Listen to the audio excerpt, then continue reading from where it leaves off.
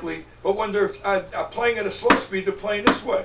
I believe in always being in the habit of always playing upward. There's no reason to have to do this. A lot of rock drummers, I see them striking the snare drum on the backbeat that way. They don't realize the damage they can do to their hands. There's no reason to have to strike a drum like a hammer hitting a nail. And not only that, when you're coming away from the drum, you're saving sticks. Most guys break a lot of sticks for that reason. My sticks, I had one pair of sticks playing 6 nights a week for a very long time. That the stick looked like a beaver, 2 beavers eating both sides of the stick, because it was wear. It wasn't breakage, because I'm drawing a sound out of the drum. And not only that, you're getting a better sound also. This is a choke sound. You're drawing the sound out of the drum this way. This is choking it. If you were to get a child and hand a 5-year-old kid the stick and say, hit the drum, he's got to do this. He's not going to do this. This is the correct way, though. Drawing the sound out of the drum. I'd say most experienced drummers know this, but whoever doesn't realize it, they should get their sticks and sit down at a drummer pad and check it out and see which way they're going. You can get so much more out of it. First of all, you're not jamming your hands into the drum, and you're giving your wrists or fingers full exercise of coming this way, up, up, up, up. One turn, up, up. One snap with the right, up, up. Not this. So just a little bit of information. There's a lot to it, but I just want to give you a basic idea of striking a drum correctly and incorrectly. Again, this is my opinion.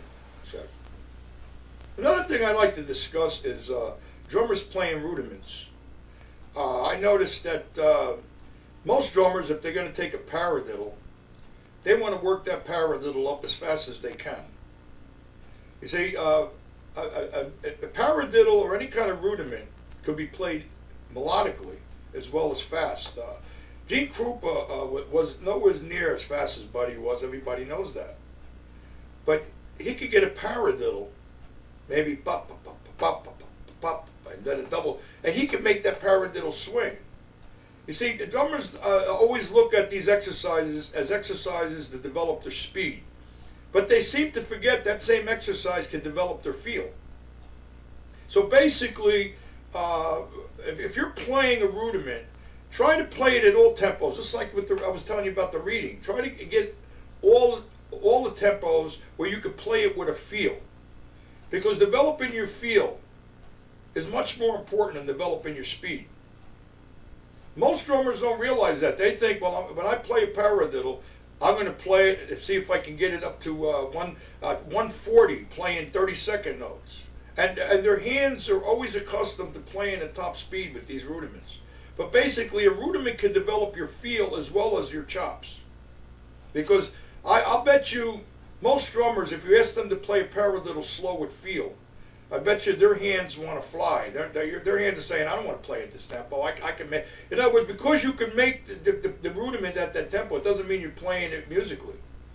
The drums is a melodic instrument just like everything else. So basically, I always believe in trying to develop a feel and play everything at all tempos. And you'll see that if you practice a paradiddle slow and try to swing it instead of bop, bop, bop, bop, bop, bop, bop, bop. Try to go bop, bop, bop, bop, bop, bop, bop, and then go into a double bop, bop, bop, bop, bop, bop, bop, bop, bop, bop, and try to play these rudiments like you're playing a drum solo. See how much of a feel you could put into it, as well as using the rudiment to develop your speed.